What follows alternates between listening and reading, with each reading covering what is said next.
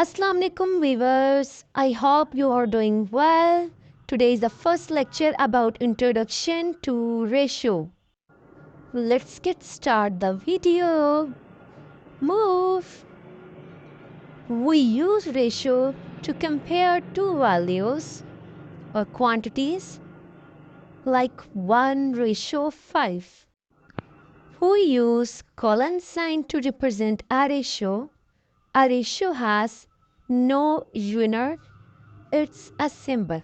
In a ratio, the second term is always called consequent and the first term is called antecedent. In this video, we will discuss about the two cases of ratio, increase and decrease in ratio. Increase in ratio, the first term of ratio antecedent is always greater than consequent in increase ratio.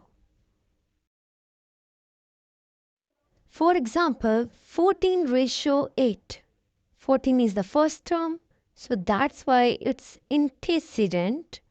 And the second term is 8, and that's why we call it consequent. Now we will discuss about the second case of ratio, which is decrease in ratio.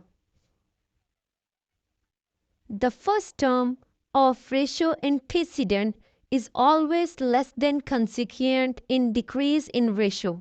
5:6. 6 is the second term of ratio, then we call it consequent, and the 5 is the first ratio, then we call it antecedent. Wait for the next video. Allah Hafiz.